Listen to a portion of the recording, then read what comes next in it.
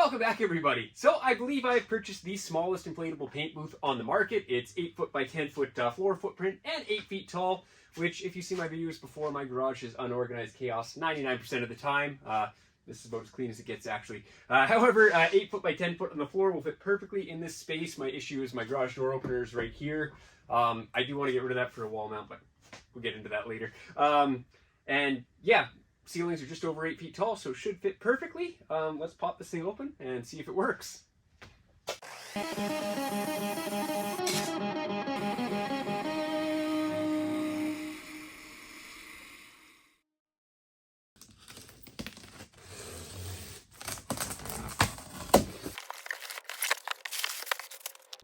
So we pulled a few things out of our box there. For starters, we've got some guidelines, some stakes. These are if you're going to use it outside, which I will not be. We've got a fancy needle and thread kit there, probably for repairs, I'm assuming. We've got a user manual, which we'll think about looking at later. Nothing too crazy there. So this bag was full of these pieces here. I don't know if these are for throwing weights into, if this is just patch material, but it's something, and it's there. And then we have our actual tent, I believe, our actual booth, in a bag. It might end up fitting back in there. I'll probably buy a tote to put this in, keep it stored away nicely. So we'll just set that aside over here. And then we've got our single fan. So, because this is a single fan system, I don't believe it's actually going to function as a spray booth, and we'll get into that a little more here. Most of these have 2 fans, one to inflate your bouncy castle, essentially, and then the second one to push air through it.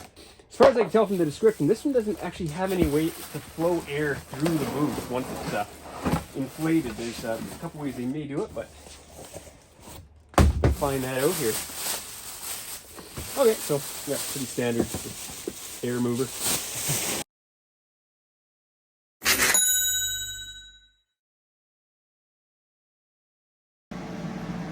All right, so that went up pretty quick. It's kind of neat. It took all of like a minute and a half to actually inflate it. It goes very quickly.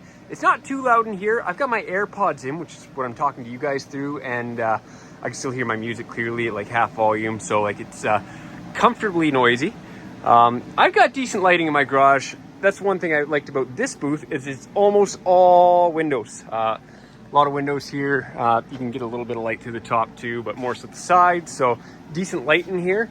Let's talk about the issues. So I saw some complaints in the reviews that this particular model, which is from Lvaostt, I'm not sure, I'll put a link in the description for you guys, is that it doesn't come with a second pump, which is true. So we got one pump there. Now it does have the hookup for a second pump, and I'll show you how this is sort of designed to work.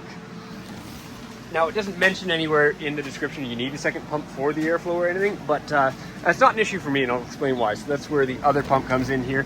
So the idea is that air is going to come in here, it's going to circulate around our little fun house here, and it's going to go back out through those filters on the side there. Which, yeah, kind of work.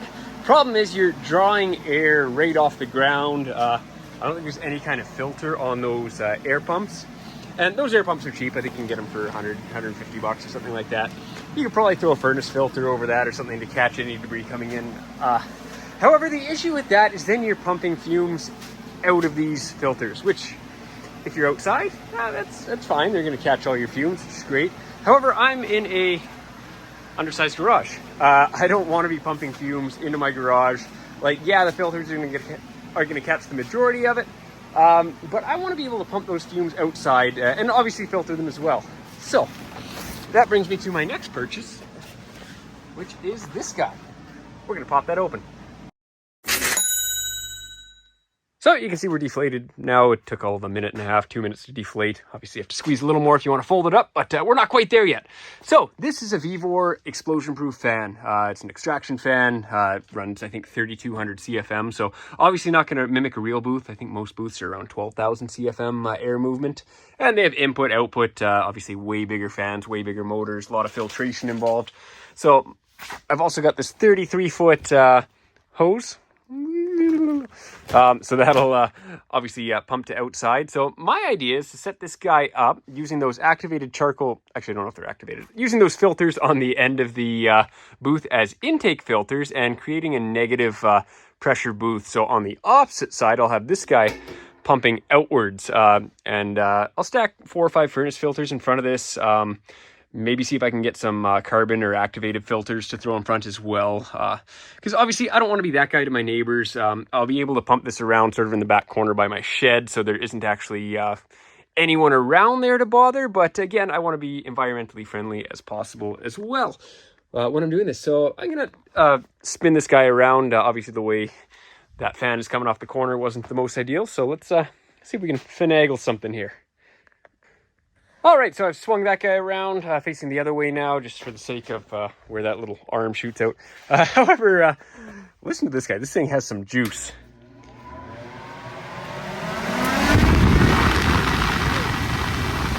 That thing rips. So theoretically, I'll only need to run that while I'm spraying. Obviously, I don't have to run that all the time. This guy, however, I will have to run all the time. I'll let you guys watch this inflate in real time here. Now, something with this too, a little more here. So something with this is that inflatable paint booths, you have to let that run. They deflate really quickly once those shut off. So something I plan to do is to build just sort of a quick PVC skeleton on the inside. Whoa!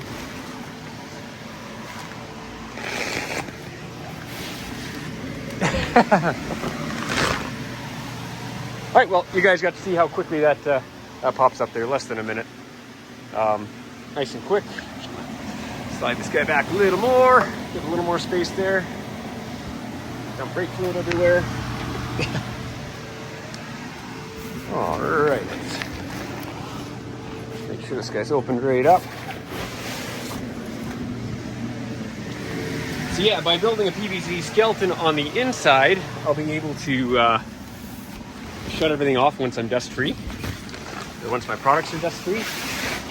There we go. Take you guys for a little tour here. So, a decent amount of space for spraying small stuff. Like, biggest thing you're going to fit in here is maybe a hood. I think that'd be ambitious, but potentially doable. So, as you can see, like, the lighting not great with where it's situated right now. Like I said earlier, I do want to get rid of that garage door opener there, which would allow me to put this thing lengthwise this way in the garage instead of sideways. Because if I get that side mount garage door opener, it would mount way up in the corner up there, right out of the way. So that's the idea, but for now this is the only spot it'll fit in the garage. Okay, so everything isn't perfectly set up here. I'm just playing around with it right now, trying to get some ideas. Obviously I can move my welding machine, a couple other things out there to make things better. Ideally, I'd like to have this thing outside of the booth and just sort of this inner edge poking in. So again, just a matter of moving things around. This hose running around out my window there. I would like to run that hose around the back end of my garage though. So again, play around with things later. But we got our doors shut. These filters did have a Velcro covering on the outside, which I've opened. As you can see, there's some light through there on both of those. So let's turn this guy on and see if this turns into a giant vacuum and sucks the walls in, or if it works. Whew. All right, so the walls are coming in a little bit.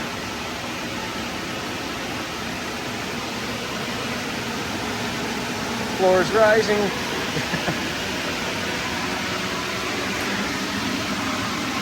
However, it seems like we stabilized there. I think if I have a PVC frame going around, we should be laughing. It shouldn't move too much. I can also add some weight in the corners.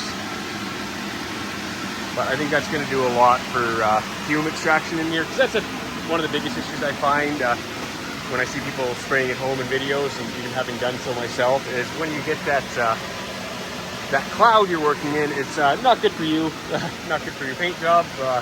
But obviously health is the most important thing here. So, all right, well, I think we've maxed out our vacuum there. As you can see, we are lifting up a bit. However, we do have all of our air flowing into these filters. Decent amount of suction right there, a lot of suction right there. So, you know what, guys, I think this will work once I build a little PVC frame.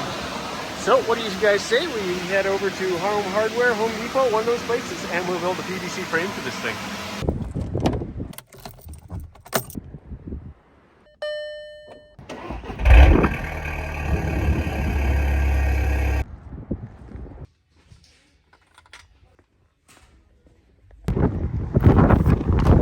It's not going anywhere. So I've spun this 180 degrees around again, the way I first had it set up. I had to move my compressor out of there, so I got that pump back there. Unfortunately, that arm being like 4 feet long there means you can't actually shove this into an 8-foot wide space because there is like a 4-foot little arm. I got it at a 45-degree angle there, and it actually seems to be working okay. So we're gonna send it with that. Now I've got a little bit more room on both ends. Obviously, I moved my toolbox, my welding machine, my big compressor, all that stuff shoved into that corner for now, just to make this work until I can reorganize the garage. But we got our small door here. Lots more room now to set that guy up right here and have that come out this window. And I did find something else kind of neat. This little flap up here. And now it's on the kind of wrong end for where I want air coming in, but I can open this up and it'll actually allow air in from that pump. So this still stays inflated because there's lots of air coming through there constantly. And that is going to help me with, I can obviously adjust this a little bit, opening and closing it, but that's going to help me with keeping a little bit of positive pressure in here because those floors were sucking right up. Enough of my rambling though, let's make a PVC frame.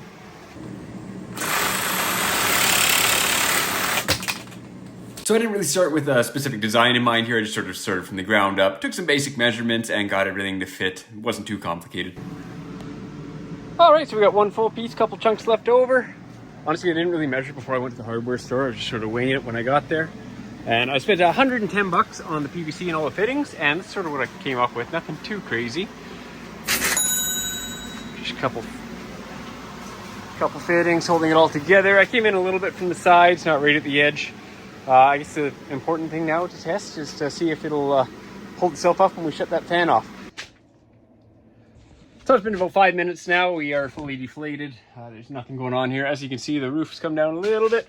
Just brushes my head. I'm 6'7", so we lost a little bit of our 8 feet height. But again, as long as you're not spraying anything giant, I don't think that's going to be an issue. So I'm good with this. I can wiggle it, and it's like, again, not rock solid, but the booth isn't falling down either. So as long as I'm not hanging on anything off this, which I don't really plan to, I'll get a couple paint stands in here potentially. But that'll work for me. And I think that wraps up everything I wanted to go over in this video. I just wanted to give people a good idea of what you should actually consider before buying one of these booths. They're not necessarily ready to run right out of the box. Keep an eye out for my next videos. Be sure to hit that subscribe button. I'm going to be spraying in this booth right away here. Thanks for watching again, guys. See you next time.